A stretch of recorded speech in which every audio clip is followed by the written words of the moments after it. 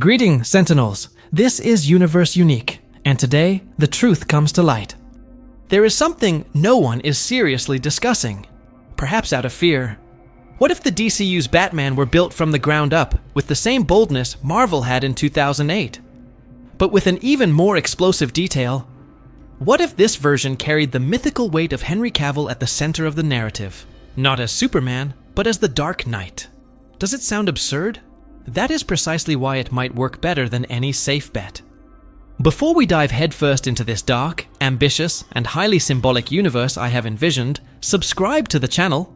We are about to reach a very important milestone. And every subscription here is not just a number, it is another guardian protecting the hidden truths of pop culture. If you are the kind of fan who sees beyond the surface, this journey is for you. And now, comment below which city and country you are watching this video from. I make a point of reading them all, and I will reply to those standing on the front lines with us. If this content is connecting you with the truths of the multiverse, leave a like and join our secret subscriber line. Most fans are not ready for this conversation, because when you think about a Batman reboot, the instinct is to go back to the beginning. Crime Alley, pearls falling, Alfred's voice guiding a traumatized boy. But James Gunn's DCU has already started breaking this cycle. We won't have another lonely Batman. And what's more, we already know that Damian Wayne, the assassin's son, will be Robin right off the bat. This changes everything. But there is one more layer, and it starts with a name: Henry Cavill. Yes, the same actor who carried the weight of Superman for almost a decade, and who now, ironically, may carry the opposite weight, the dark side of the scale. And I'm not saying here that Cavill will actually be the new Batman. But what if he were? Not for cheap hype, but for mythological construction. Cavill has the stature, the voice, the emotional depth, and the history of carrying archetypes. If the DCU wants to be something bigger than recycled versions, perhaps it needs a figure that transcends traditional roles. And who better than Cavill to be the center of gravity of a shared universe? But this time, using the bat symbol. The resistance to this comes more from symbolic attachment than from narrative logic. But that's the point. The new DCU needs ruptures. And it wouldn't be the first time an actor has played two great icons in a different way. What matters is the context. And this universe will start with the son, not the father. But there's a detail in this that almost no one talks about. Cavill wouldn't need to start. To play Batman, he could be introduced as a figure in the shadows, a hidden mentor, a knight already tired, but experienced. And the revelation would only come at the end of the first arc, as a visual and emotional blow that reconfigures everything. I will still show you how this choice fits in with each phase of the saga. But first, let's understand why putting Damian at the center changes the whole equation of the Batman universe, and why starting there is more brilliant than it seems. When the new DCU chooses to start with Damian Wayne as the first Robin in the canonical cinema, it is not just changing the timeline, it is launching a narrative manifesto. We will not see Bruce Wayne falling into the well, nor the origin of a symbol. We will see a man who has been through it all, and who now needs to deal with what challenges him the most: being a father. Damian is not just any Robin. He is Bruce's biological son with Talia al Ghul, the direct grandson of Ra's al Ghul, and the product of years of indoctrination by the League of Assassins. This makes him not only a prodigy in martial arts, but a moral bomb about to explode. Inserting this figure in the first Batman movie in the DCU breaks the mold and forces us to see the hero from a new angle. That of a father who has already failed before even trying. The impact of this on the tone of the universe is immediate.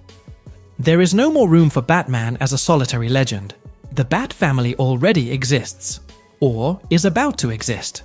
And that in itself forces the DCU to abandon the path of origin and take on the weight of continuity. It's like starting a series in the third act, and that only works if the universe around it has already been lived, spent, real. Grant Morrison, who wrote Damian's most influential phase in comics, made it clear that the dynamic between him and Bruce is not just physical, it's ideological. Damian challenges his father's moral principles all the time. He kills, manipulates, acts without thinking. Bruce, on the other hand, lives in the shadow of his own code. The tension between these two is not just dramatic, it's philosophical.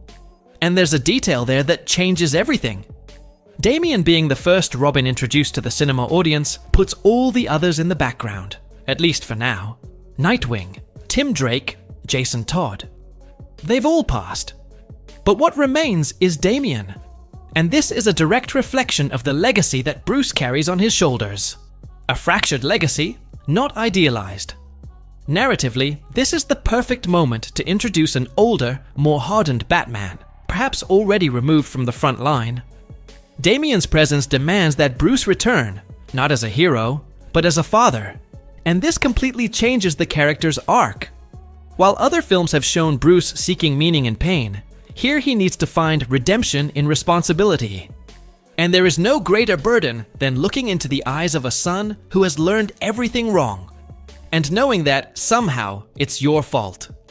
But the question is, how will this universe visually represent this new phase of the Dark Knight? Because a misplaced detail can break. To fully immerse ourselves. And there's a specific aspect that almost no one is discussing. And that could be the secret to making this version of Batman truly unique. If the DCU wants to differentiate itself from everything we've seen so far, it needs to start with how it visually presents its new Batman. Because it's high time to retire the all-black, rubber, or tactical uniform. The visual choice here is not just aesthetic, it's symbolic. And in this universe where Batman already has a son, where the Bat family is already forming, the suit needs to communicate more than just darkness. It needs to represent legacy, balance, and even vulnerability.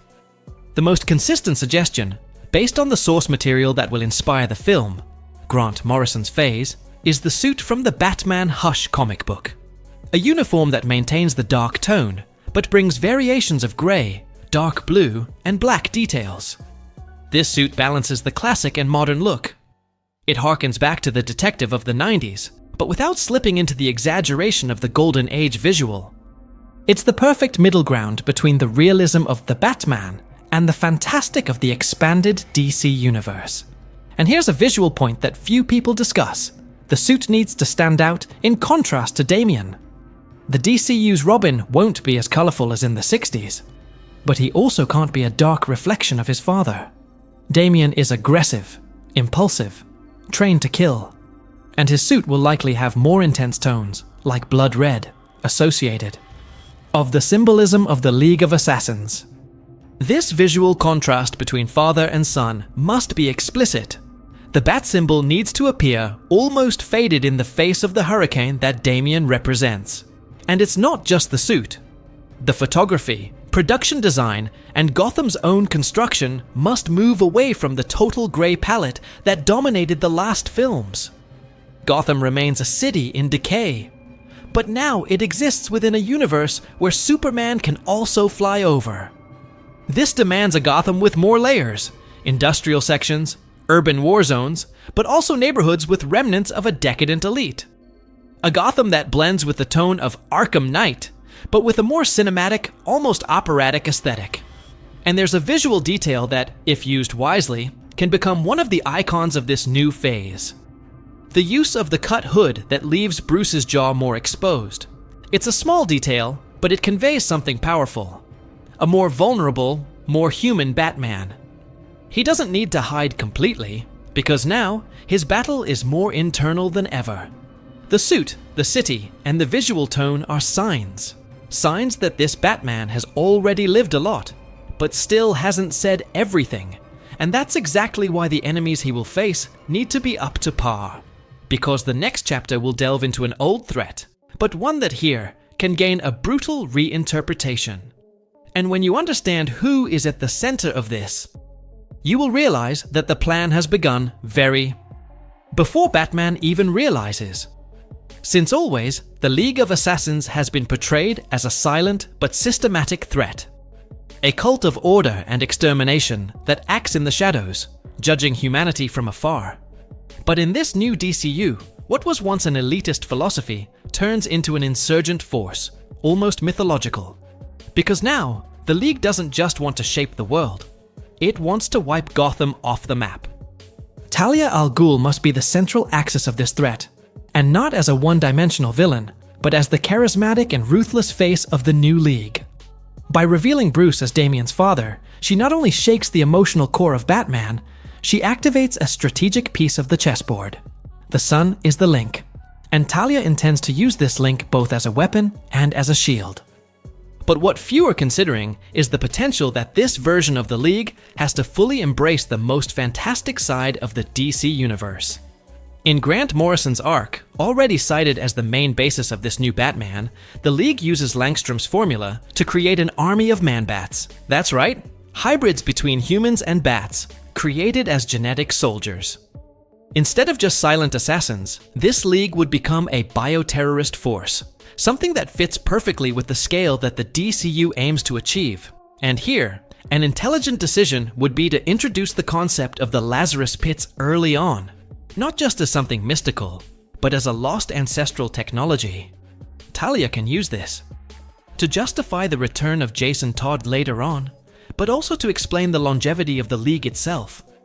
This allows for a subtle yet powerful narrative expansion for the DC Universe, a line of villainy that is not only physical, but also philosophical and even metaphysical. The difference with this League from everything we have seen in cinema, especially in The Dark Knight Rises, would be precisely how it manipulates science, mythology, and morality. It's not just about destroying Gotham, it's about purifying it. Talia may emerge as someone who believes that Bruce has failed, not by distancing himself from the League, but by clinging too much to the idea of redemption. And she wants Damian to take on that legacy, even if it costs the son's own soul. And there is a possible line here, which would echo in the trailers and become the hallmark of this new phase. Gotham will not be saved, it will be replaced. It's more than a threat, it's a new kind of villainy. And when you combine that with grotesque visuals, man-bat soldiers flying over the city, coordinated attacks on the GCPD, and the Bat family divided, the result is a silent war that begins within the hero's own home. But there is still an important piece in this puzzle that no one can ignore: the allies. Because Bruce will not face this war alone, and the names that are about to enter the scene are some of the most beloved and underestimated in the DC Universe, and how they will be used could be the definitive difference between just another Batman or a true legendary saga. And the new DCU wants to present a truly unprecedented version of Batman. He can no longer rely on the narrative of the isolated hero. That phase is over. And it all starts with three characters who, together, represent what Bruce himself can no longer sustain alone: empathy, strategic intelligence, and a sense of mission that goes beyond pain. Dick Grayson, the first Robin, now as Nightwing, is the moral heir of Batman. He is not just the former rebellious partner, he is the emotional heart of the Bat family. The idea of introducing him early in the first film, still operating in Gotham, allows the audience to feel that this universe already has a history. Dick can function as the balance point between Bruce's discipline and Damian's impulsiveness. And more, he carries something that Bruce could never sustain for long: hope. Barbara Gordon, as Oracle, completes this structure with surgical precision. Unlike previous versions that insist on portraying her as Batgirl from the beginning, the DCU version can embrace the character's more mature phase, the one in which, after being shot by the Joker, she turns her tragedy into power. Oracle is not just behind the computers, she is the brain of the operation. And with chaos forming in Gotham, her role becomes vital, coordinating, mapping, and anticipating the enemy's next move. Barbara represents what Bruce lost when he stopped trusting. But there is a name that is almost always left aside, and that here can be the key piece. Look for Damian's growth. Tim Drake. Tim is not just the Robin who came after. He is the only one who discovered Batman's identity on his own. In the comics, he was the one who understood that Bruce needed a partner, not to fight crime, but to maintain his humanity. And in this universe, where Damian takes the lead, Tim's presence, even in a secondary role, brings a valuable layer. He can be the mirror that shows Damian what it truly means to be Robin. Not to kill, not to dominate, but to protect. A simple yet powerful scene could summarize all of this. Damian confronting Tim, underestimating his intelligence until being defeated by it. Because Tim was never the strongest physically, but he was always the most strategic, and that deeply bothers someone like Damian. The tension between the two may not last more than one act of the movie, but it serves to make it clear that this universe has multiple layers and multiple potential stories. And to top it off, a visual detail that could be subtle, but devastating for those who know the comics. Jason Todd's suit hanging in the Batcave. No words, no explanation. Just the silence of a uniform marked by scars and memories that still haunt Bruce. It's the kind of image that doesn't need to be explained. It speaks for itself. But there's something there that Bruce still doesn't know. Because Jason's return is coming, and he won't ask for permission. The next act of this saga is about pain, revenge, and a war that... It starts with a red mask, and ends with blood on the floor.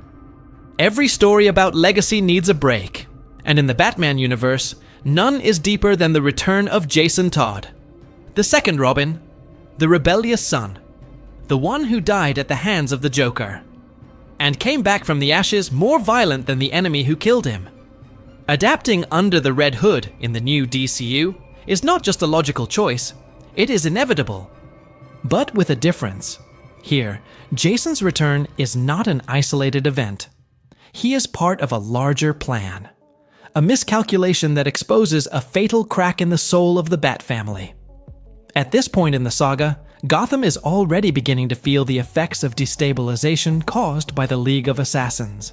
But the most personal blow comes with the appearance of a masked vigilante, using weapons, eliminating criminals, and displaying the bat symbol. Stained in red. It's Jason. Resurrected by the League, trained as a weapon, but still motivated by something they could never control.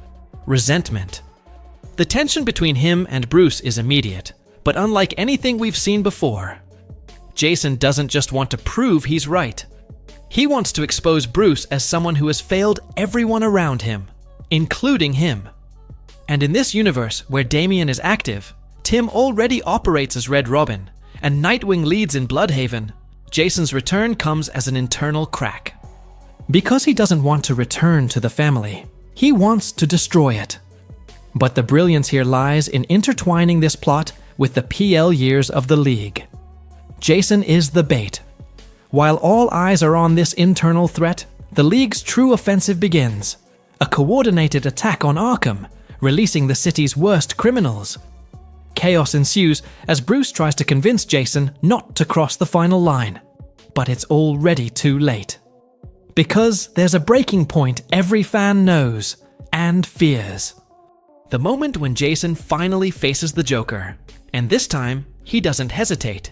He executes. Not for revenge, but to seal his independence. He kills the symbol that destroyed him.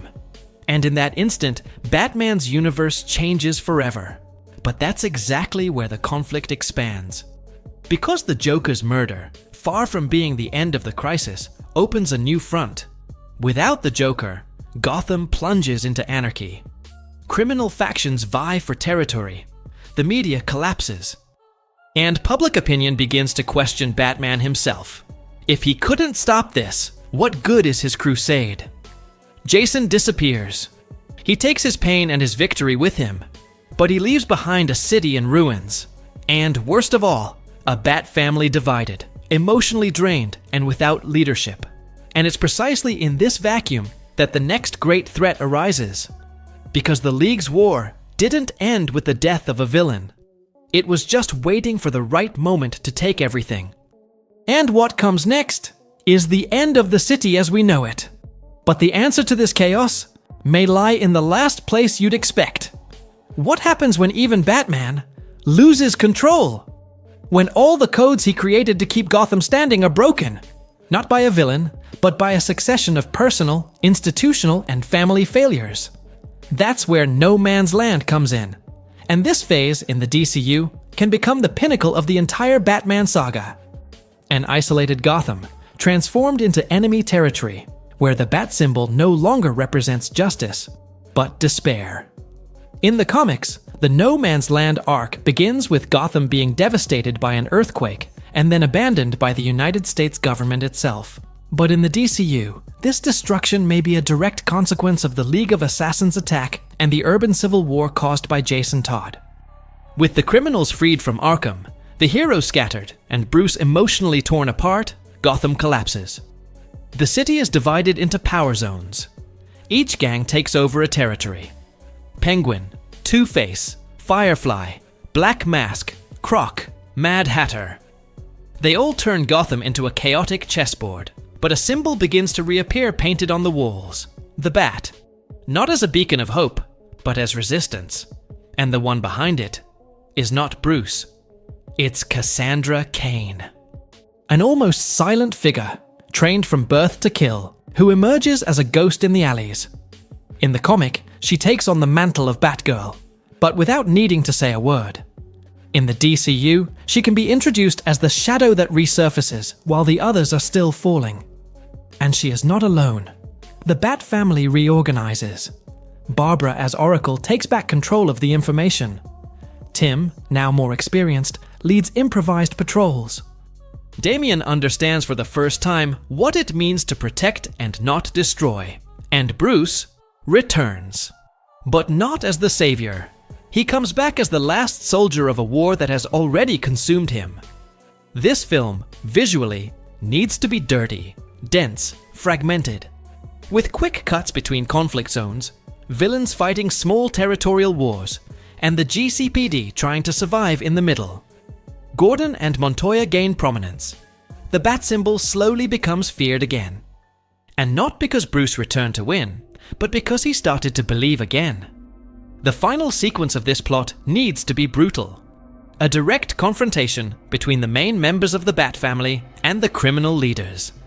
A retake of Gotham not as redemption, but as a pact. The city will be saved not because it deserves it, but because they will not let it fall again. And even after that, there is doubt. Because peace in Gotham never lasts. And there is always someone watching, waiting for the next collapse. But what if this time, Batman is no longer there to stop it? Maybe the question is no longer who will be the next Batman, but what remains when the symbol finally disappears. Now that the saga is complete, one last question still lingers in the air, not as a cheap provocation, but as a logical exercise. What if Henry Cavill, the same actor who has already... Could it be that the face of the modern Superman was actually Batman from the DCU all along? It may seem like an unthinkable reversal, but within the symbolic logic constructed here, it makes more sense than it seems. Cavill already represents, for an entire generation, the archetype of the unattainable hero, a visual icon that carries the weight of legacies, expectations, and tragedies. By putting the same face as the new Bruce Wayne, the DCU wouldn't just be changing actors. It would be changing paradigms. A hero who once symbolized hope now embodies trauma, weariness, and silent sacrifice. And it would be a bold narrative move. Because Cavill wouldn't need to appear in the first film. He could be revealed only at the end of No Man's Land as the figure who emerges from the shadows to rebuild. The audience would discover that that Bruce, always mentioned, always cited, but never fully shown, was someone we already knew. And at that moment, the connection between past and future is complete. It's not about bringing Cavill back, it's about reversing the logic of symbols, showing that the same man who once believed in flying now lives underground, dealing with monsters, lost children, and a city that insists on dying. This would be the ideal conclusion to a first arc of Batman in the DCU. A hero who no longer needs to be reinvented every decade, but rather reinterpreted with courage, depth, and coherence. And who now finally can exist in a universe that recognizes your weight, your family, and your history. So here's my final question for you. Which version of Batman would you like to see reborn in this new universe? And furthermore, which member of the Bat family is essential in this reconstruction? Comment down below from which city, or even country, you're watching this video. I read everything, And I want to see how far our community of Sentinels has reached. And if this content made you see Batman in a different light, subscribe to the channel now. We're about to reach an important goal, and each new subscriber helps keep this universe alive. Here you don't just follow the theories, you are part of them. Until next time, Sentinels.